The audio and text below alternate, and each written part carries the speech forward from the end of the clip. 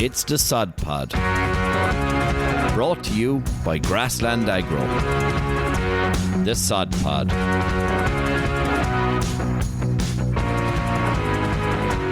Hello, and welcome to episode 17 of the Sod Pod. In the last episode, we were joined by super farmer Danny Birmingham in Doonbeg, County Clare. Danny gave us a fantastic insight into his farm, the challenges he faces and the solutions he puts in place. If you haven't heard it already, I'd advise you to go back and have a listen. On this episode, we've let John O'Loughlin and David Corbett loose with the recording equipment, and they headed off to Teagasc Johnstown Castle. The open day, Farming for a Better Future, Technologies for Today and Tomorrow was on. Grab a mug of stuff and enjoy listening to the many people they caught up with. Alright, so we're joined here by Ellen Fitzpatrick at the Johnstown Castle Open Day, Farming for a Better Future. Ellen, you've done a PhD in Moorepark in Fermoy in County Cork, done a lot of your work on white clover and a bit on TMR as well, and comparing systems. So you might just tell us a small bit about how your research went and what you were doing. Perfect. Thanks, David. So the topic of my research very much so was comparing milk production and quality from grass only, grass white clover, partial mixed ration and total mixed ration systems. So the clover side of things is very topical at the minute in terms of, reducing our greenhouse gas emissions, but also improving our production off the same land base on a kind of a lower nitrogen system. So I've been working on kind of the latest version of the long-term white clover study in Teagasc Moorepark, which was established in 2012. So the systems that I was comparing was a grass-only system receiving 250 kilograms of nitrogen per hectare per year, and a grass white clover system receiving 150 kilograms of nitrogen per hectare per year. And we were using medium leaf cultivared white clovers of Chieftain and Crusader, and very much so comparing milk production and herbage production and a number of different environmental metrics off the different couple of systems.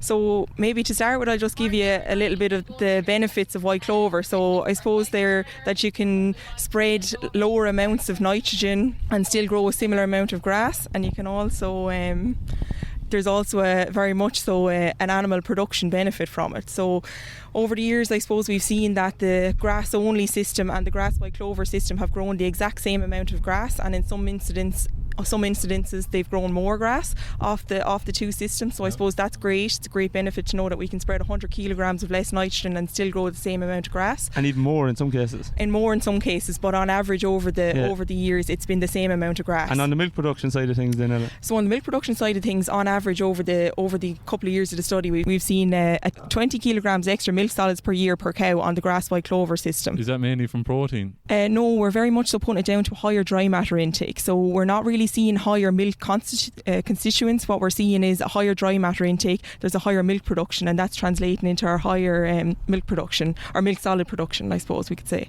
Yeah, and that was with the Moorepark type cow, or was it with the national average? Or a Moorepark type cow, very much so, a kind of a very low maintenance, high dry matter intake potential kind of a cow. And they're low maintenance. They're kind of very much so sorted towards the system that we have going there. And some of the work that I've looked into, and in some of the papers that I've written, we've kind of found that this higher dry matter intake is very much so coming from a higher crude protein content in the grass and a lower NDF content in the grass. So it's kind of both of those kind of chemical parameters combined is very much so providing the perfect situation for the cow to be able to consume more, which is translated into milk production. And this is all very much so coming on the back of really good grassland management rules that we're implementing. So we're out walking our farm every week, we're soil testing every year, we're getting our lime out, we have our soil at index 3 for P and K.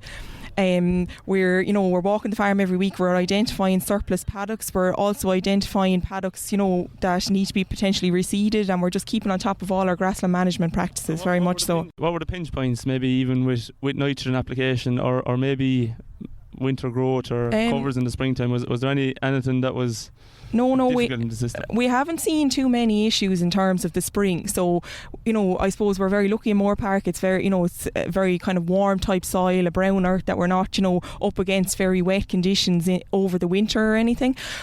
And I suppose that's something that people can be quite nervous about when it comes to white clovers. Am I going to be have less grass in the spring? And you're not really, because in our application strategy, we're putting out the same amount of nitrogen content for the first three applications. So when your white clover, or your spored white clover content is quite low at the start of the year, we're compensating for that by putting out our nitrogen.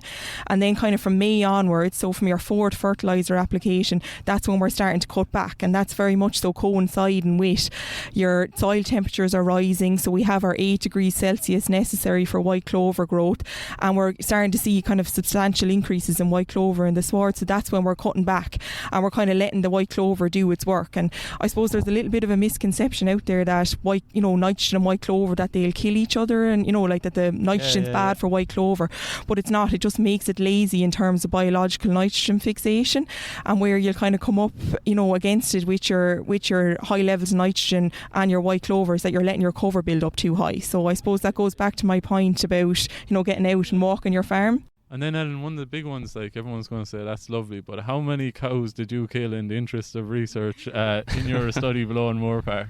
So there actually has been very few incidents of bloat, and I suppose we put that down to that we have white clover on the whole farmlet that we have the animals in, so their kind of rumen is adjusted towards white clover. And then it also comes back to a bit of our day-to-day management, that we're identifying periods when bloat is a little bit of an issue. And I'd always say to farmers that it's a bit of an issue when you have a very high clover content to start with. Number two is that your cows are going in hungry, so let's say they've grazed below your 4 centimetres, and then if all of a sudden you get a bit of a rapid drop or decline in dry matter, so the grass becomes very soft and there's not that much fibre in it.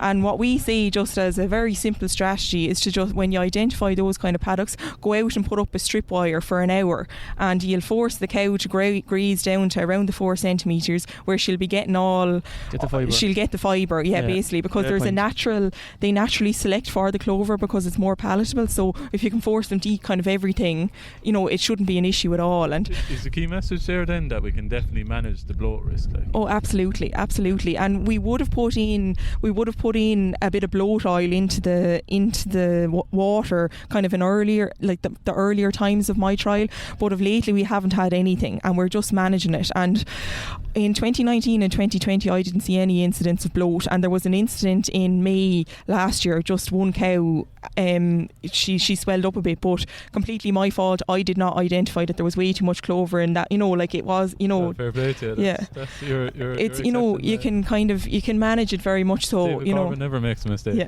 Don't I know? But you've never been wrong. And that brings me on then, maybe the most important thing as well is the tag rugby, and you were playing tag rugby last night. We were playing tag rugby last night. Yourself and Dave were on the same team. We were on the same team. I don't know if we were on the same wavelength now, because he'd had a substantial amount to drink over the weekend, whereas I was at my thesis. Congratulations. Sorry, and just for the couple of when we knocked the guy out of him, now he wasn't too bad. He was a devil for kicking the ball up sky high in the ground, in the air. Someone for a kick. Yeah, he loves someone for a hoof. I do say he's the most amusing person to watch on the team, because he's gas player out and out, but turned rugby player. You'd be tempted there to drop your shoulder at times. And come here, congratulations actually to Aisling and James Laffey there, got married there the weekend. That's we had a few points. But Ellen, thanks a million for joining us. So congratulations on the PhD. You finished up the lit review yesterday, just yesterday, John. Big day, and congratulations on the new position. Consultancy service there on writing PhD. Do you? This is if I managed to get Dave through it. I never availed of David's services, even though he would have availed of the rest of ours an awful lot. Thanks, lads, for having me. Congratulations on the new position with Nicky Byrne. Thank you. In Johnstown Castle. So. Thanks, lads. Alright, so I'm joined by Lillian O'Sullivan here in Johnstown Castle at the Farming for a Better Future Open Day. So Lillian, thanks a million for having a chat with me here. Thanks, David. A lovely day. Lillian, happy Hedgerow Week first and foremost. Thank you. Come here, just tell me a bit maybe about what you're doing here with the hedgerows. Yeah, so the work I've been involved in and that I'm showing here has really been with the focus in terms of the climate regulation potential of hedgerows. So we know that hedgerows are really important and can provide a lot of benefits in an agricultural landscape, not just for biodiversity or for stock proofing and so forth, but also we see that they're also an important resource with respect to climate regulation. So of course in the past we know, and we've done a lot of research in Teagasc and with other partners, that would allow us to take remote measurements that give us an estimate of the of how much, the extent of hedgerows that we have in the country. So we have a handle on that. That's somewhere around 689,000 kilometres of hedgerow. On the island. That's on the island, so you can walk to the moon and back on the hedgerows. Oh God. Yeah, so it's a lot of hedgerow, but what hadn't been done prior to this work is actually taking in-field measurements to validate those remote measurements. So through this work now, what we've managed to do is develop the relationship between the remote and the direct measurements, and we have some equations now that can be used to assess carbon stock changes, which is what the big issue was with respect to including hedgerows in inventories and so forth. And on the hedge project then, so you would have got above and below ground ideas of biomass. Yeah, so this is sometimes what people don't understand is when you're talking about inventories, it's not only your above ground biomass, you also have a really interesting, if you like, root infrastructure there as well, below ground biomass. And what could the ratio be there, above and below? Well, actually, this is one of the things that we need to do more research, because the issue with that is that management confounds it, so it's not as easy, because obviously if you're managing it and the regime of management over time, if you clip above ground, that doesn't necessarily reflect the same way below ground. We'll do a bit more, but in general, if we took the average of the stocks that we got across the hedgerows that we looked at, you could say on average there's 58 tonnes of carbon per hectare in the above ground and 10 below. Now I'd say that's it's potentially more, but that's something the below ground biomass probably needs a bit more validation in terms of that ratio. And maybe going forward, Lillian, what might happen on farm? For a farmer, like will it be filling hedges, or maybe putting in a bit more hedgerows on farm, or what way could you see it going? So I suppose ultimately, we see a lot of change in terms of the policy space and looking at the climate potential of different elements on farm, and we have colleagues here I'm sure you'll talk to as well about that, but I think it's fair we have in general a resource that's there, and if we optimise the management, we can potentially get more in terms of what it can do for us from a climate and a biodiversity point of view. So I think it would be trying to get the message out that, this more intensive management isn't actually going to do a lot for you for either of those objectives. So the idea then is we need to maybe think about leaving our hedges go out and up a bit more, and, if 1 metre extra could give you 1 to 2 tonnes of carbon per hectare. So there is benefit in looking at these and then getting into, I suppose, what that means in your farming system, itself. So and I see just the take-home message is less intensity with the hedges. That's going to be key. Yeah, exactly. Let them do their job. Let them do their job, and society's asking a lot now from farming, and we've big targets. This is something we have and traditionally have held on to in a way that many other countries across Europe haven't. So I think it's up to us then to I suppose value them. So that's probably what we could see going forward. Lillian, thanks a million. Thanks Cheers. Very much. Lovely to talk to you, David. Bye bye. Right, so we're after catching up with a couple of our own agronomists here, Dave. Lauren Stanley and Edward Healy. Noel Hamell there. Noel, pull in, Noel. That's all. Ed, great turnout today at Johnstown Castle. A lot to see. Any key messages that you're taking home? Serious crowd here, John, in fairness. Great to see so many people out. It's good to see people getting back out again as well. I should look, really what I'm here to look at is some of these new carbon payment schemes, I suppose, and learn a little bit about the new acres programme that's going to be introduced. Try and improve our skills, I suppose. Really, that's kind of what we're looking at. It's constant. Everything is changing, especially in research, and we see that the environment in clover has come very much to the fore. And Lauren, you spent a lot of time looking at the low emission slurry spreading. What were some of the key things that you took from that? Yeah, so like Ed was saying, it's a great turnout here today and it's a smashing day for it. I suppose some of the key points here was the big kind of impact that low emission slurry spreading is going to have this year, and especially the next year coming. I suppose reducing the nitrogen loss and targeting when is the best time to spread it, and the low emission slurry spreading really kind of ties into all of that. Yeah, and then maybe for the Tuohy, like you've obviously done a lot of grass vests there in both your areas, which would be predominantly dry land, but there's a huge interest at the grass vest with summers there today. What was the general consensus you found this year versus last year on soil structure and root mat?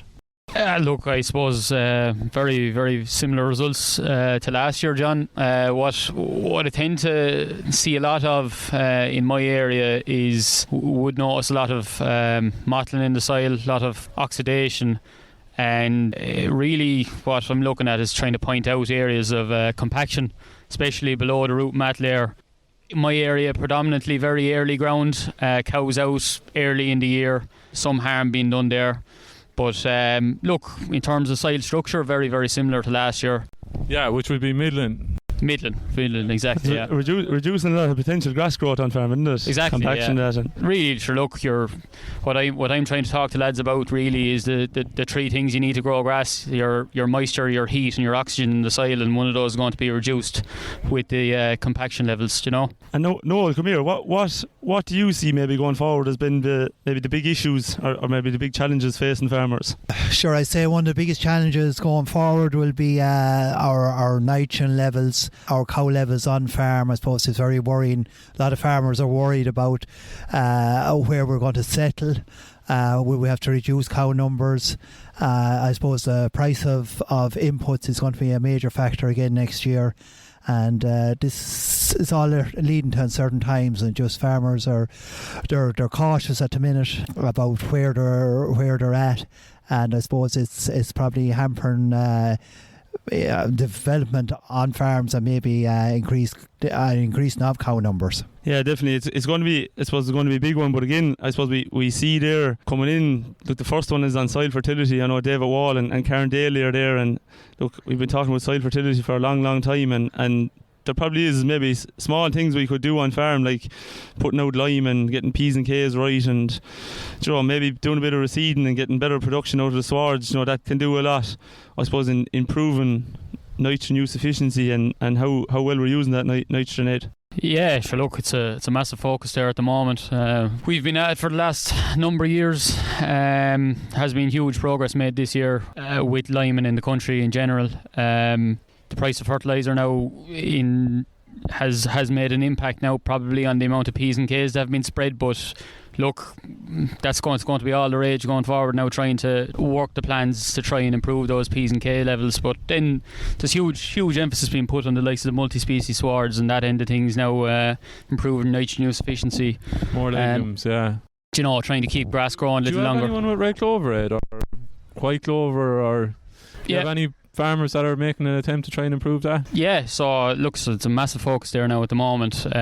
Huge amount of inquiries coming in at the moment there from my customers on red and white clover, and the multi-species swards as well. I suppose I have lads now that are getting on very, very, very well with red clover swards, especially on outblocks that are primarily used for silage ground. Very, very low N inputs. Really, all they're putting in is P's and K's and slurry for ground that's not too far away. But huge amount of interest in it this year, and lads are getting on very, very, very good results, especially first cut. Lauren, have you anyone with? Yeah, I have a few people using multi-species there, and they're getting on very well with it.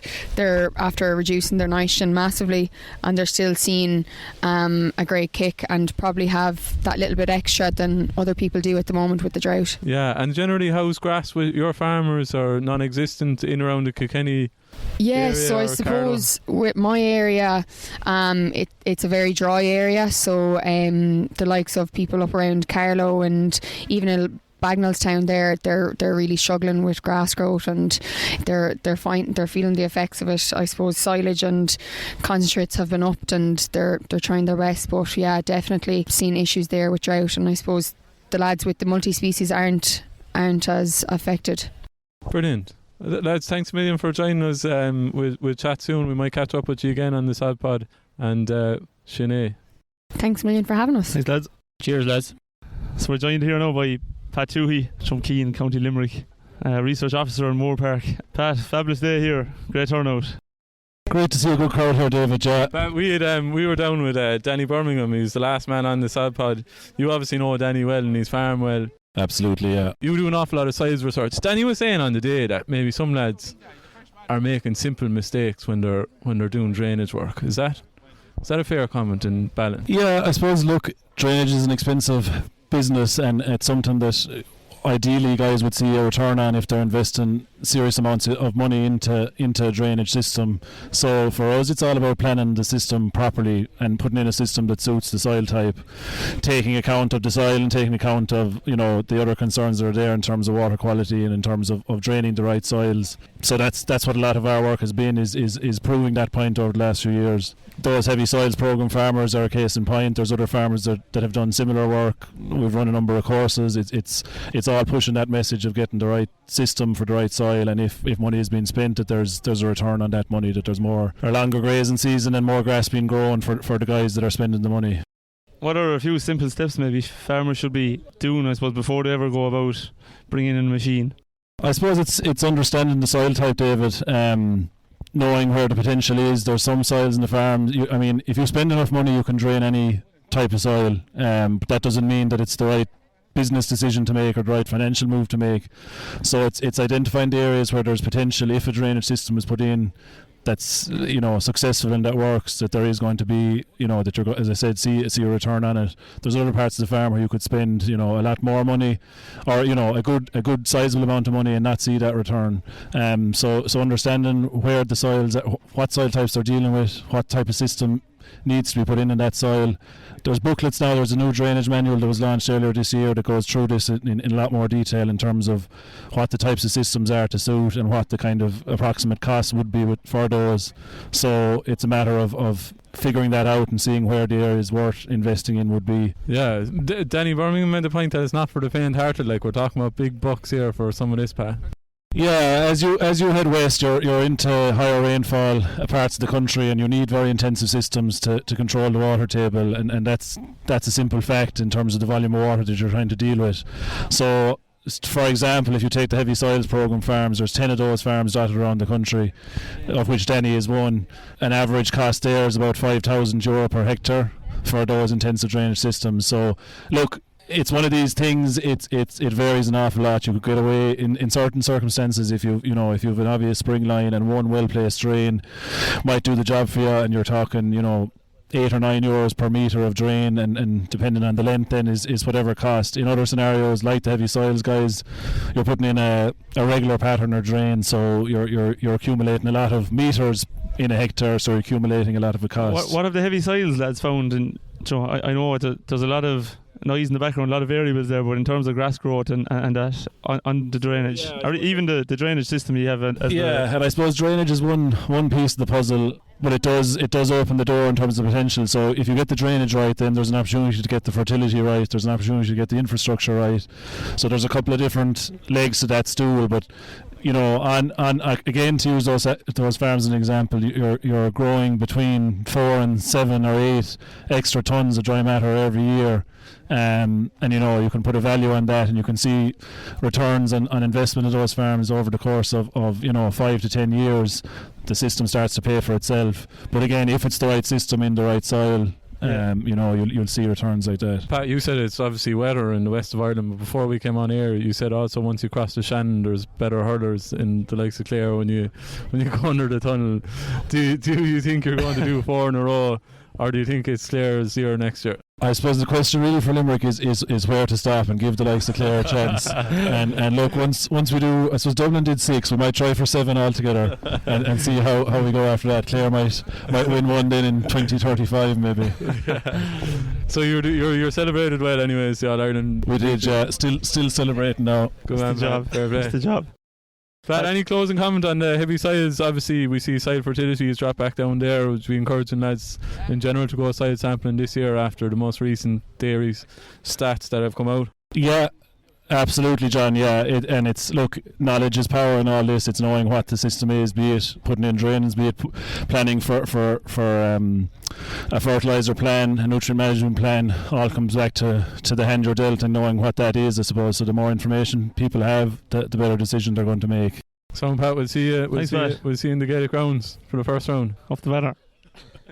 So we're joined here now by David Wall, Research Officer here in Johnstown Castle. David, congratulations on the event. Super event, super day, super crowds. If you want to just comment there about it, a lot of work went into it. Look at David, we were on to you. I was with you there a month or so ago, and we were talking about the event. So the day has come now and is in full swing here as we speak. So we're very happy, I suppose. Look at the messages are out there. We teamed it as sustainability, and I'd say, judging by the crowds or whatever, farmers are beginning to respond to that, and you know, there's been a lot of positivity, a lot of questions. There's a lot still to be worked out there in farmers' minds, but the technologies are on show here today, and hopefully they go home more informed. Of course, Devin, and farming for a better future. That's the team, and it's going to be big challenges going forward. And we've Liam Wolf here beside us as well. Yeah, so look, it's big challenges. Maybe the two of you might make a comment on it and what way you see it going forward. Yeah, look, we picked the team because there is opportunities here, and I think on the first board here we talked about the challenges. Hopefully people are more enlightened to the challenges, but if we get the things right on farmers make small tweaks there, I think we can turn them into opportunities in terms of having a more resilient business into the future. Making money, of course, is the bottom line in this, but you know, you don't have to sell out on your farming business the way it was, but making the right tweaks and knowing what tweaks will give you those successes is the key. Of course. Liam, big challenges going forward. Yeah, indeed. Thanks, David, and thanks, David Wall, and all his colleagues here, because the layout of the setup here is so attractive. I know it's a very fine day, but every day is a fine day down here. But I suppose, look, I suppose this is a unique event because it's really, you know, it's a standalone project. It's soil fertility, technology, the key messages. I mean, look, it's like every other challenge that we faced in the agricultural community since I was as a younger involved in this 40 years ago. You look at what, you know, there might be 20 important things, right? But 4 or 5 of them will always deliver about 80% of the outcome. And therefore, the marketing process here today is talking about what are the things that a farmer can do at home to try and bring himself up that ladder fairly quickly. Put scores on the board, do the things like, you know, whether it is protected urea or whether it is soil testing and doing the P and the K and getting all those right. I know we've talked about those all these years, but look, production has varied as well. So therefore, clearly, the deficits happen and without it. But every single farmer has a job to do on his own, and the rest of us, whether it is Teagasc, whether it is Grassland Agro or whatever, the rest of us have a serious role then to enable an individual farmer to get on that ladder, to get the steps. And I think, you know, when you look at the Teagasc boards today, like, it's about improving the farmer's ability to have a vision for what's sustainable. Now, sustainable is land, it's the health of his farming practices, it's the health of his farming planning at home, and it's the health of his lifestyle.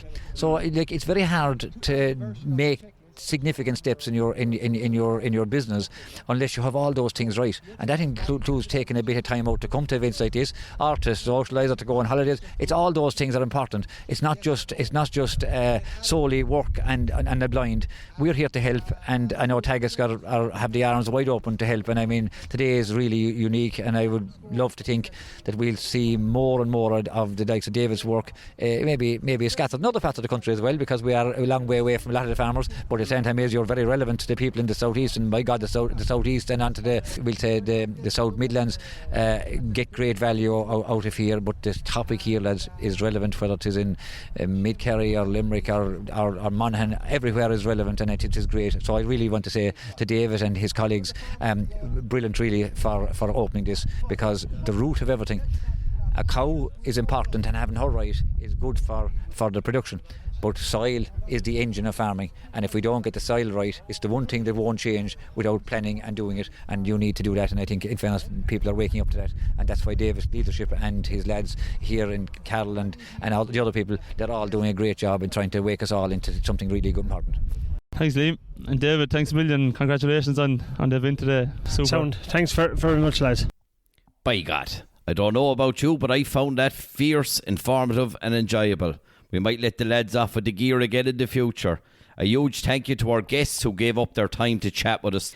Ellen Fitzpatrick, currently finishing her PhD on grass and clover in Teagasc Moorepark. Lillian O'Sullivan, Research Officer in Johnstown Castle, working on soil sustainability and land use management. 3 of our Grassland Agro advisors, Stanley, Ed Healy and Noel Hamell. We also had Pat Tuohy, Research Officer in Teagasc Moorepark. David Wall joined us again, Enterprise Leader, Teagasc Johnstown Castle. And last but by no means least, Liam Wolfe, Managing Director of Grassland Agro. Mind yourself out there. Farm smart, farm safe. Hey, thanks for listening to the Sod Pod. We hope you enjoyed it. To find out more, head over to www.grasslandagro.ie or check out our social channels: Facebook, Twitter, Instagram, LinkedIn and YouTube. That's all for this episode. See you next time.